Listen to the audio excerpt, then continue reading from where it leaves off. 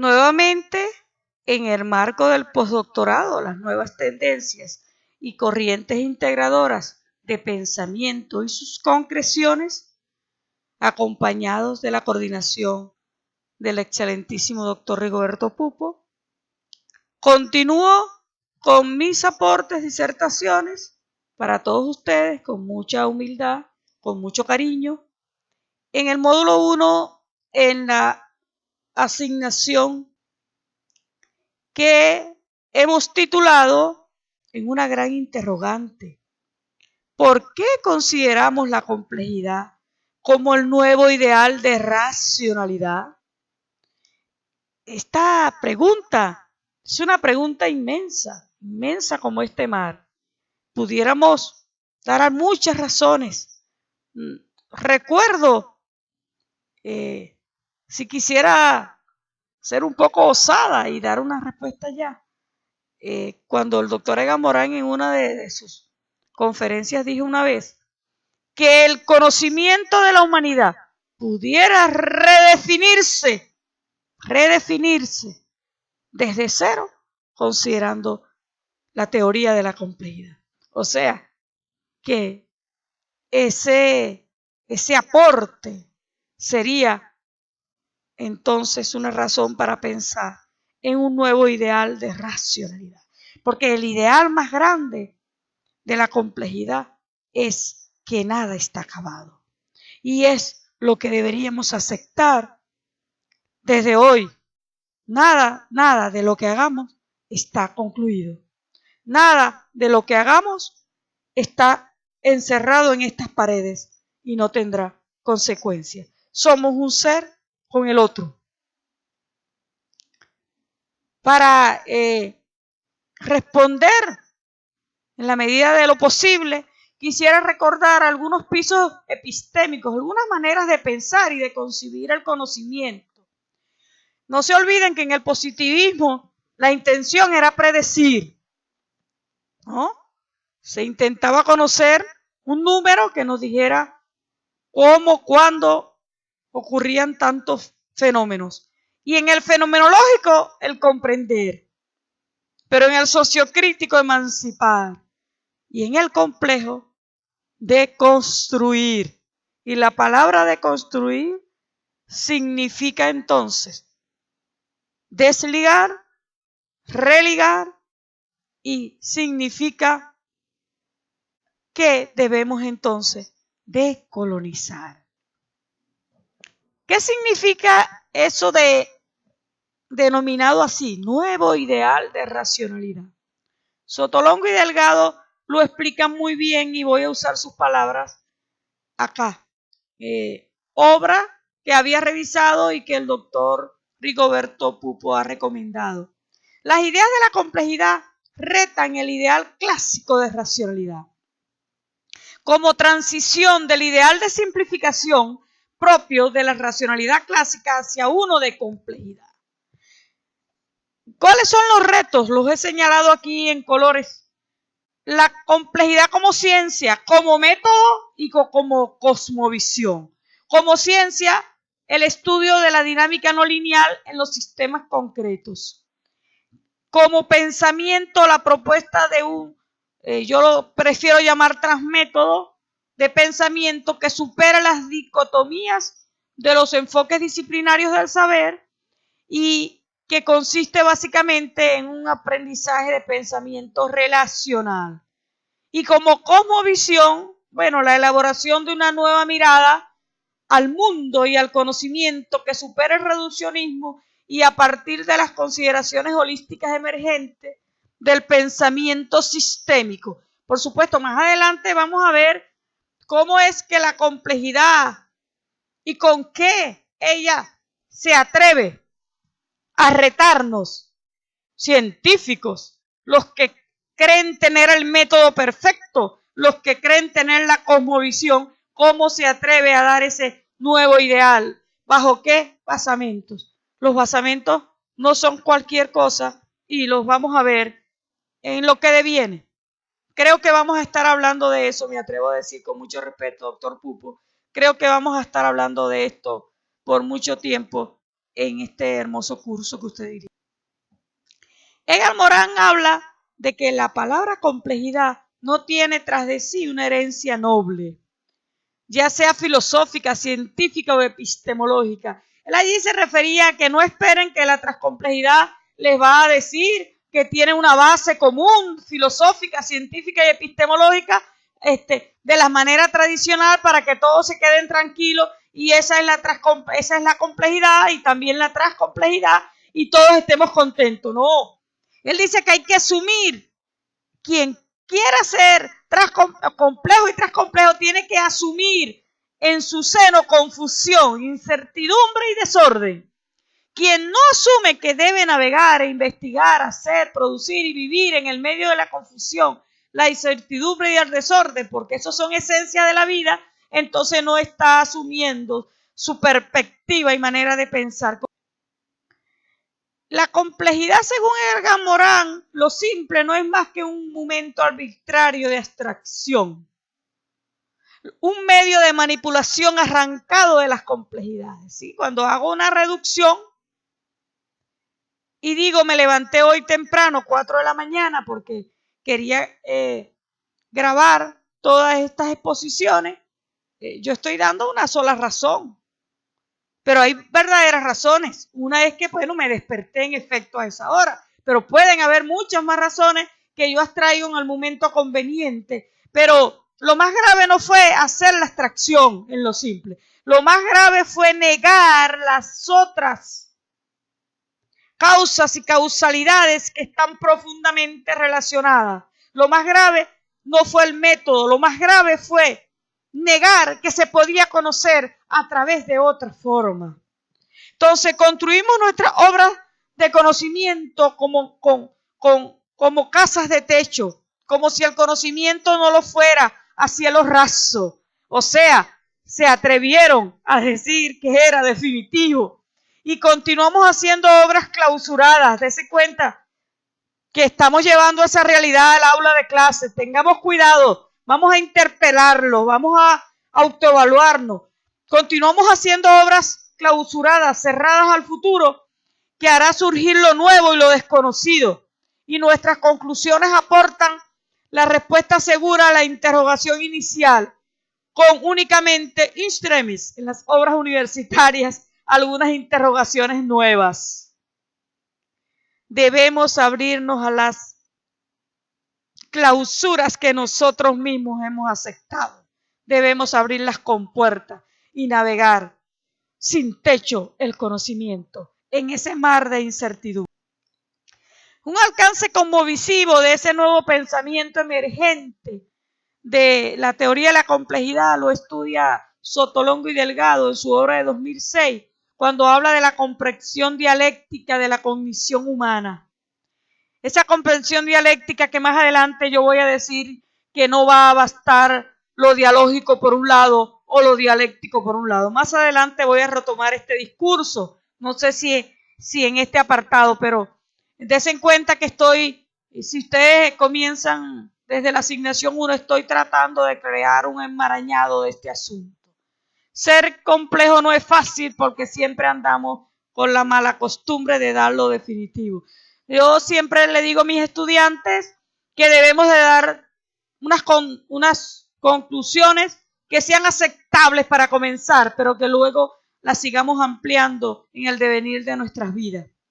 Porque debemos aceptar que existen complejidades múltiples y debe haber siempre una reelaboración de nuestra idea del mundo, una correlación nueva entre ciencia, valor y responsabilidad. Que por cierto es bíblico porque Dios nos pide todos los días ser santos para Él, es decir, que nos pide que nos perfeccionemos en su palabra, que busquemos siempre el bien porque vinimos a servir y que busquemos siempre la sabiduría, que busquemos siempre la excelencia.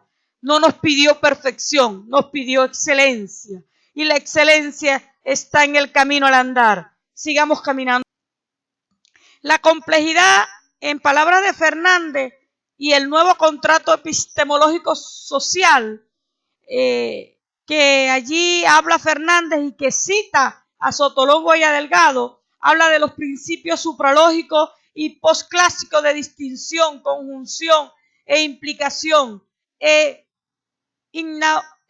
Inaugura una nueva comprensión de la realidad que va a representar una revolución inadvertida en el campo del saber, entendida como sustitución del ideal clásico de racionalidad por uno.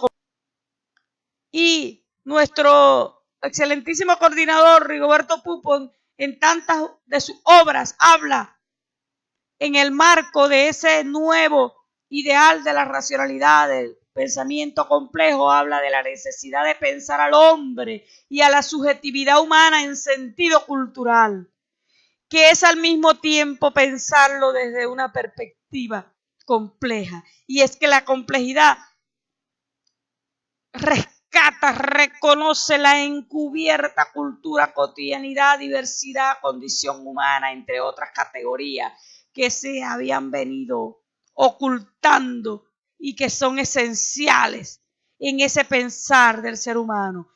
La dimensión de alienación, de encarnación y aún de tiempo, de enriquecimiento procesal, pues gracias a ella hay siempre la posibilidad de una recarga a partir de caos y de la refundación de una complejidad. Y es allí donde ha llegado la hora de la oportunidad de la ecosofía.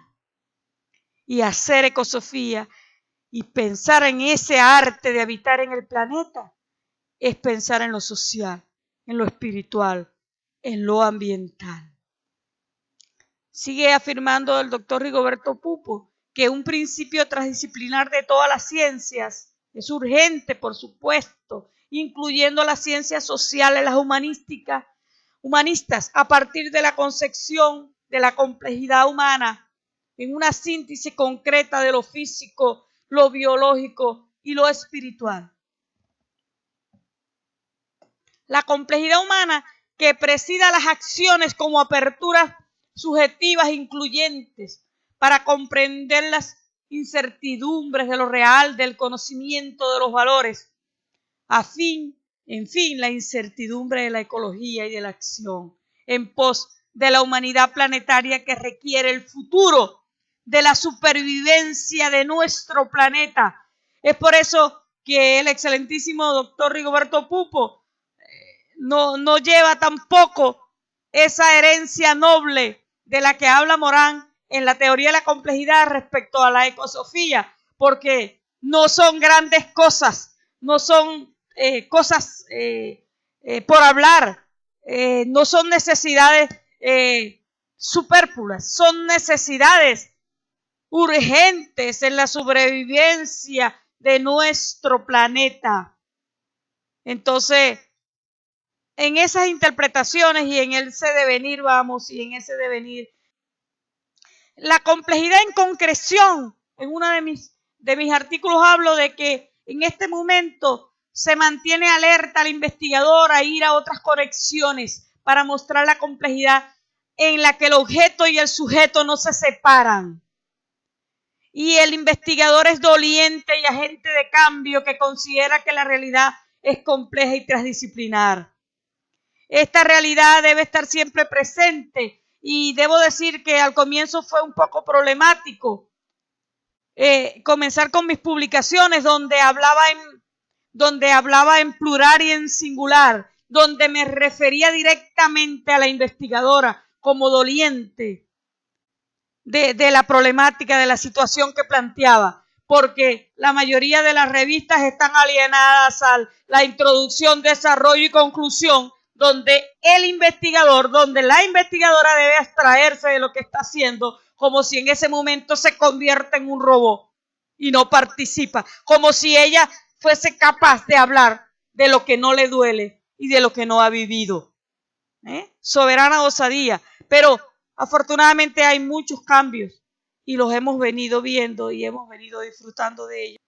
Pero también en esa nueva racionalidad ideal, también hay una complejidad como ascensión a la metacognición. De la metacognición he venido hablando muchísimo y allí hay un artículo que se refiere a la alterofilia del pensamiento. Hace falta en la educación la alterofilia del pensamiento con disciplina, con complejidad, con audacia, sin represiones, en la libertad de complejizar el pensamiento. Debemos de ir siempre a provocar en el aula. Para poder provocar un pensamiento complejo hay que provocar un pensamiento metacognitivo de alto nivel. Por eso nosotros los docentes debemos de dejar la pereza intelectual y debemos de ir siempre desligándonos de los viejos patrones a provocar en nuestro estudiante el pensar. Por ejemplo, se ha olvidado en el aula que la matemática es el arte de pensar profundo y se ha llevado como presentándose como que si el hombre es la oreja, la mano y no el hombre como tal. Se ha desligado, por ejemplo, la matemática de su historia, de su filosofía, de la cotidianidad, de la diversidad, de su profunda transdisciplinaridad y se ha llevado reducida y cortada como algoritmos, donde el estudiante atiende, copia y repite. Y resulta que una de las esencias más importantes de la matemática es el arte de pensar profundo. Hacia ello me refiero.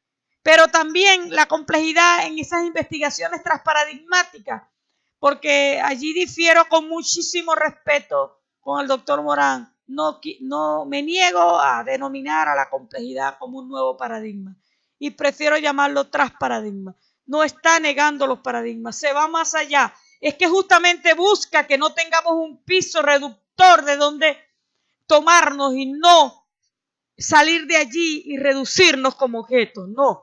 El investigador es doliente y agente de cambio, que considera que la realidad es compleja y transdisciplinar y debe tener siempre una actitud renovadora de mejoramiento.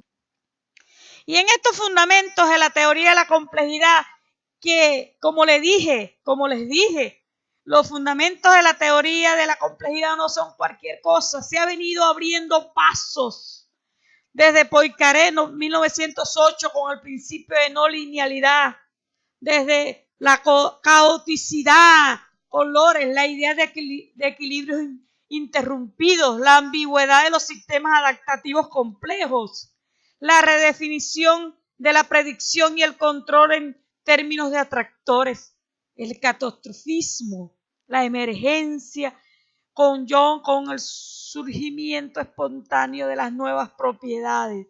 Es que la teoría de la complejidad se basó en grandes resultados que son inocultables. No se puede ocultar ya la autoorganización emergente. No se puede ocultar la realidad fractálica a la que el matemático Mandremo deconstruye y dijo que, por ejemplo, nuestro cuerpo está conformado de fractales y no de linealidades. Y allí le dice a la geometría euclidiana, no que ha caducado, le dice, no es suficiente, debe engrandecerse con todos sus resultados de los fractales. ¿Por qué? Porque en la realidad no existen triángulos, círculos, líneas rectas, perfectas. Existe una gran combinación de ellas, unas huellas geométricas que dejan los sistemas caóticos. Y sobre todo estos fundamentos se ha montado la teoría de la complejidad sobre los conjuntos borrosos y la lógica borrosa.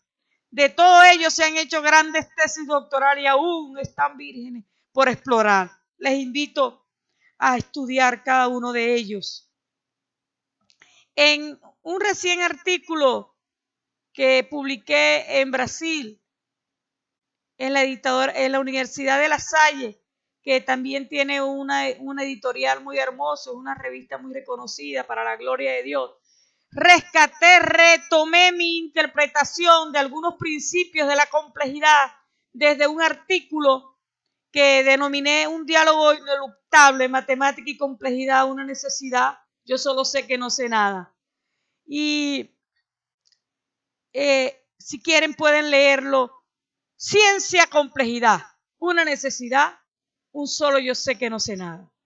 Y allí entonces voy a retomar algunos de los principios de la complejidad para entonces mostrar cómo es ese ideal de racionalidad. Edgar Morin, en su obra La cabeza bien puesta, insiste en la reforma del pensamiento y que en ello se debe considerar los siguientes principios: sistémico, hologramático, el bloque retroactivo, el recursivo, la autonomía, lo dialógico y la reintroducción del conocimiento. Y entonces de allí saqué algunas citas para explicar el principio sistémico u organizativo, que habla que se deben interrelacionar el conocimiento de las partes con el todo y viceversa. Una organización social o una bacteria, en los términos del planteamiento moriniano, se manifiesta con cualidades o propiedades que no se encuentran en las partes consideradas aisladamente. Solo la interconexión de esas partes genera una forma de existir con un carácter específico. Recordemos, por ejemplo, a quien nos gusta mucho la parte de la informática, la parte de los circuitos. Todos ellos por separado no producen ninguna acción, pero cuando ellos se juntan producen una interacción maravillosa que nos lleva al objetivo para el cual fue construido. Eso es una interacción del todo a las partes, de las partes al todo. El principio hologramático, se define un holograma como cada parte que contiene la totalidad de la información del objeto representado. No solo la parte está en el todo, sino el todo en las partes. Es como en nuestro cuerpo, de cualquier parte donde podamos sacar una parte que contenga ADN, nos tendrá el mismo ADN del cual Dios nos creó. Ese principio hologramático habla Morin, que significa que no solo la parte está en el todo, sino el todo está inscrito en cierta forma en la. Y el principio del bloque retroactivo habla de que la causalidad no es lineal, sino sistémica, en el cual el efecto retroactúa en la causa y la modifica. O sea que hay un feedback, una retroalimentación al circuito que se produce al establecer en el funcionamiento del sistema, cuando los resultados o variables de salida actúan directa e indirectamente sobre las variables de entrada y se produce una secuencia de funcionamiento circular. Nótese cómo entonces nuestro cuerpo es profundamente un bloque retroactivo, pero no solo en el cuerpo, sino con el oxígeno de donde se permea y al mismo tiempo se va todo complejizando y llega hasta la atmósfera. Y la atmósfera entonces allí tiene una conjunción con los planetas y entonces aparece el universo como uno solo con nosotros y nosotros con él. Ese bucle recursivo va a los efectos o productos que al mismo tiempo son causantes y productores del proceso mismo, de los estados finales que son necesarios para la generación. Porque se produce una autoproducción y autoorganización de la que Morin habla como un proceso de los efectos o productos que al mismo tiempo son causantes y productores del proceso mismo, y en el que los estados finales son necesarios para la generación de los estados iniciales. Nótese la profunda complejidad del principio. Y en el principio de autonomía y o dependencia, nosotros desarrollamos una autonomía mientras que dependemos de nuestra cultura y nuestro entorno. Entonces, queremos ser autónomos destruyendo nuestra cultura, destruyendo nuestro ambiente, y allí somos cada día más dependientes de ello. Para lograr verdadera autonomía debemos de pensar que no existimos solo extraídos de la tierra y de nuestro ambiente. Somos autónomos en la medida que somos más con la cultura, con el otro, con nuestro entorno. Y que para mantener esa autonomía como una apertura del cual nos nutrimos y nos transformamos, necesitamos de su energía y de la transformación del entorno. Y como dice Morin, como tiene que tomar energía los seres humanos, información y organización de su entorno, su autonomía es inseparable de esa dependencia. Debemos admitirlo de una vez, somos un todo inseparable en el universo. Es necesario concebirnos como seres auto-eco-organizados. Y en este principio dialógico, donde habla Morin de la complementariedad, y yo lo rescato en uno de los artículos de la parte de la existencia, el funcionamiento y el organismo. Aquí quisiera decir brevemente espero que sí sea breve, que el principio dialógico y dialéctico en la educación no pueden estar separados. Es importante la dialéctica para discernir y pensar cada vez más profundo y saber en la medida que nosotros mismos con nuestro pensamiento reconocemos nuestros propios errores y vamos a través de ellos ascendiendo a cierto conocer. Pero al mismo tiempo vamos dialogando y reconociéndonos con el otro.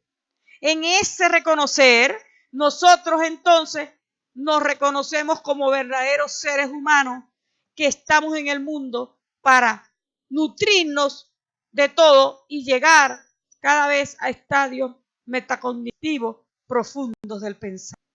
En el principio de la reintroducción se va a la restauración del sujeto, lo que yo llamo la restauración del sujeto, descubrir el problema cognitivo central. Todo conocimiento es reconstrucción y traducción por un espíritu y cerebro en una cultura en un tiempo dado. Por un espíritu y cerebro en una cultura y un tiempo dado. Es importante ver que un modo de pensar capaz de unir y solidarizar conocimientos separados es capaz de prolongarse en una ética de la interrelación, de la solidaridad entre humanos. La reforma del pensamiento tendría pues consecuencias existenciales, éticas y ciudadanas profundamente humanas. Y en las referencias, como les venía diciendo, las obras recomendadas por el doctor Pupo, incluyendo sus propias obras, y algunas de las publicaciones sobre las líneas de investigación de lo que he venido haciendo humildemente para todos ustedes, un camino que cada día clama por más y más, tiene mucha sed, mucha. Y, por supuesto,